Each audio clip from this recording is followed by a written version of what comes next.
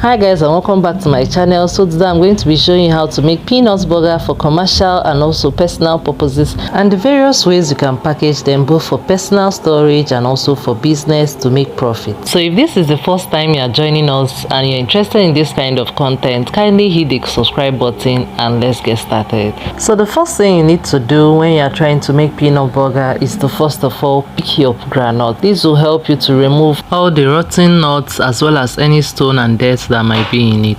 It's very important because it will be very bad if your customer or anybody you are serving your peanuts gets a rotten one. Even you yourself, you will even like the taste. So I'm using 4 cups of groundnuts for this, and the next thing after picking is to quickly soak in hot water, add a little salt there, and allow to sit for 3 to 5 minutes to blanch the groundnut. This will soften the groundnut a bit as well as give it a little taste of its own.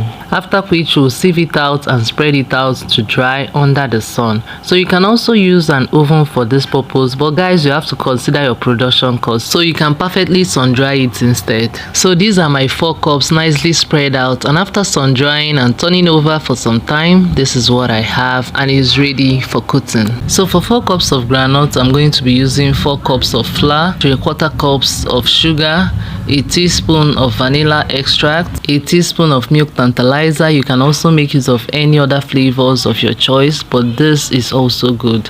A teaspoon of grated nutmeg and a teaspoon of baking powder, a 1/4 cup of powdered milk flavor, and 1/2 cup of water. So in place of water, you can also use eggs, and for 4 cups of groundnut, you can use 3 eggs. So into my sifted flour, I'm going to add the nutmeg, the baking powder, the powdered milk flavor, and I'm going to give it a stir. So for our wet ingredients for coating, I'm going to be making a sugar solution by adding the 1/2 cup of water to a neat bowl, adding the sugar, our vanilla extracts as well as our flavor, and giving it a good stir. So you can also use a fork or a whisker to stir the sugar solution so that the sugar can dissolve as much as possible. And after that, our ingredients are ready for coating. So to coat the groundnuts, we are going to be adding the wet ingredients and dry ingredients alternatively, and it's important that you add the wet ingredients gradually, not too much, so that you won't have to need extra flour.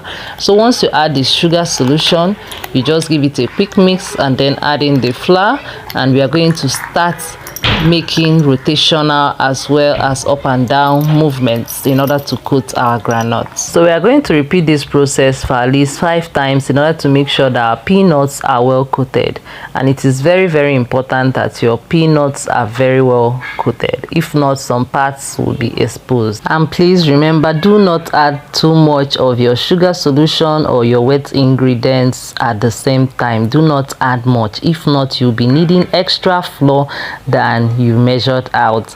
So as you continue the process, you notice some are sticking underneath, and you need to just give it a stir carefully as well as break up any lumps that must have formed in the process. So for these sticky parts, what I do is that once I break it down, I also just sprinkle a little bit of flour all over it so that it won't stick to one another again, and I continue with my coating. So this is it guys, and that's how to coat your peanuts. So if you have larger quantities of peanuts to coat, you might need to do it in batches or use a bigger container or basin to do that, so that everything will be well coated and you have a nice result. So this is my final coating. That's the 5th time I coated this peanuts, and you can see that the peanuts are well coated, and here we are. So just before frying, ensure that you sieve out the peanuts in order to remove excess flour. And once our oil is hot under low to medium heat, we are going to start frying. Remember not to overcrowd your oil, and also to stir from time to time so as to give you a uniform color. So once the peanuts start having a light golden color, please, you need to bring them out of the fire, because guys, peanuts are sisters to Chinchin. So if you leave it in the fire and it gets deep brown, my dear, by the time you bring it out, the color will deepen also.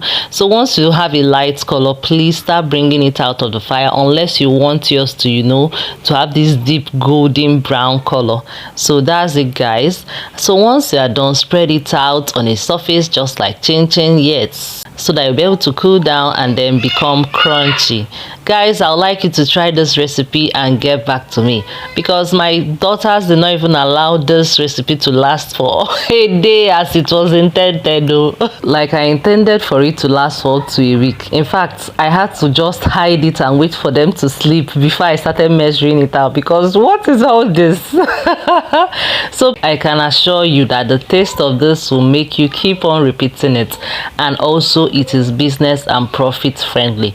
So we'll measure it out, guys. Then I'm going to be showing you how to package the mini wraps of peanut burger, especially for supply, because there are many other ways you can package your peanut burger, both for your storage and for business supplies and sales, just like Chinchin. But I'm going to be doing that in another video, as well as discussing the prices, because I don't want this video to be too long. So I have 4 cups already measured out in the first bowl, and I just want you to know that once you are done coating or making your peanut burger, that you get double of the amount of peanuts or groundnuts you used in the first place. So I got up to 7.5 cups, but from my estimate, that's from the one we've already used, my children are eating, I'm sure that I would have gotten up to 8 or 9 cups. So don't be afraid, it gives a good yield, just that you need to do your calculations well in order to fix your prices and be able to make profit. So for packaging the mini wraps, I make use of transparent cellophane nylons, which cost 300 naira per pack, and it is 100 pieces in one. So basically you need to find the open end of the nylon. This particular nylon is thicker than the ones I used in packaging Chinchin, and it's more airtight. So first of all, you need to open up your nylon, and this is I'm going to give you a tip on that. You just need to go to any of the tips of the nylons and give it a ruffle. The open end will always give way. Make sure you go to the tip to make this ruffle, so that your whole nylon will still be neat, as you don't rumple out your nylon. So after that, I just quickly pour in a handful. I measure it by pouring a handful into my cup and then pouring it into the nylon, and then folding on itself and stapling with a stapler as seen, and that's it. So it's good to go as it is. So that's how I was able to make these wraps, and I was able to make up to 50 mini wraps of peanut burger, which I packaged in a pack of 24 plus 1 extra, that's 25, or you can also make it a pack of 12 plus 1 extra, making 13. So that's how to make peanut burger, guys, for supply, for commercial purposes, even for personal purposes. So that's it, guys, and thank you so much for watching. So if you've gotten value from this video, you've learned something new, kindly give it a huge thumbs up, hit the subscribe button, and let me know what you think about this once you've tried it, because I'll be waiting for your feedbacks. Yes, I'll be waiting. So thank you so much, and I'll see you in my next video. Bye.